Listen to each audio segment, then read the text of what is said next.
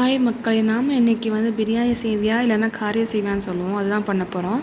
இதுக்கு வந்து இன்க்ரீடியன்ட்ஸ் வந்து என்னென்ன தேவைன்னா 3 வெங்காயம் சாப் பண்ணி நல்லா வச்சுக்கோங்க. பிரியாணிக்கு சாப் பண்ணுற மாதிரி ஒரு 2 தக்காளி, அப்புறம் வந்து 3 பச்சை மிளகா, அப்புறம் கைப்பிடி அளவு கொத்தமல்லி, கைப்பிடி அளவு புதினா, ஒரு அரை எலுமிச்சம்பழம் தேவை.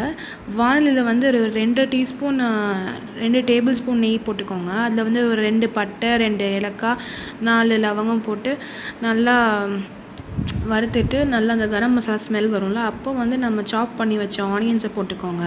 அது கொஞ்சம் நல்லா பொன்னிறமாக வர வரைக்கும் நல்லா வறுத்துக்கோங்க. இப்போது வந்து ஆனியன்ஸ் கொஞ்சம் வதங்கினப்பில் இருக்கிற மாதிரி அப்போ பச்சை மிளகா நம்ம கட் பண்ணி பச்சை மிளகா வந்து மிடில் கீறிக்கோங்க. பச்சை மிளகாவை அதை ஆட் பண்ணிக்கிட்டு அப்புறம் வந்து கொத்தமல்லியும் புதினாவும் ஆட் பண்ணிக்கோங்க. அதை ஆட் பண்ண அது கொஞ்சம் நேரத்தில் வந்து நம்ம தக்காளியும் ஆட் பண்ணிக்கலாம். தக்காளி வந்து கொஞ்சம் சாஃப்ட் ஆகிற வரைக்கும் கிளறிட்டே இருங்க. நம்ம எப்படி மோஸ்ட்லி பிரியாணிக்கு பண்ணுவோம்ல, அப்படி தான் நம்ம கிளறிட்டே இருக்கணும். மசாலா கொஞ்சம் நல்லா வெந்து வர வரைக்கும். இதில் இப்போ வந்து நம்ம இஞ்சி பூண்டு பேஸ்ட்டு 1 டீஸ்பூன் பூண்டு, 1 டீஸ்பூன் இஞ்சி பேஸ்ட்டு ரெண்டுமே சேர்த்து ஆட் பண்ணிக்கிட்டு நல்லா கைவிடாமல் கிளறிட்டே இருங்க. கீழே ஏன்னா இதை போட்ட உடனே கீழே பிடிக்க ஆரம்பிச்சிடும். ஸோ இதை போட்டது அதுக்கப்புறம் வந்து இதில் வந்து நம்ம 1 டீஸ்பூன் வந்து சில்லி பவுடரு, 1 டீஸ்பூன் வந்து தனியா பவுடரு, அப்புறம் தேவையான அளவு உப்பு சேர்த்துக்கோங்க. அப்புறம் ஒரு அரை எலுமிச்சைப்பழத்தை பிழிஞ்சு விட்டுக்கோங்க. இது நல்ல மசாலா எல்லாம் நல்லா சேர்த்து கிளறி விட்டுட்டு வாங்க. நல்லா அந்த எண்ணெய் விடுற வரைக்கும் நல்லா கிளறிட்டே இருக்கணும் நம்ம மசாலாவை. அப்போது அந்த ஸ்டேஜில் வந்து நம்ம என்ன பண்ணலான்னா, நாங்கள் ஆக்சுவலி வீட்டில் வந்து கொஞ்சம் வேக வச்ச கறி துண்டுலாம் இருந்துச்சு. ஸோ அதை வந்து நாங்கள் வந்து மிக்சியில் ஒரு லைட்டாக ஒரு பல்ஸ் போட்டு அதை சேர்த்துக்கலாம். கொஞ்சம் நல்லா ஒரு டேஸ்ட் என்ஹான்ஸ் பண்ணுறதுக்கு தான் நாங்கள் அதை ஆட் பண்ணிக்கிட்டோம்.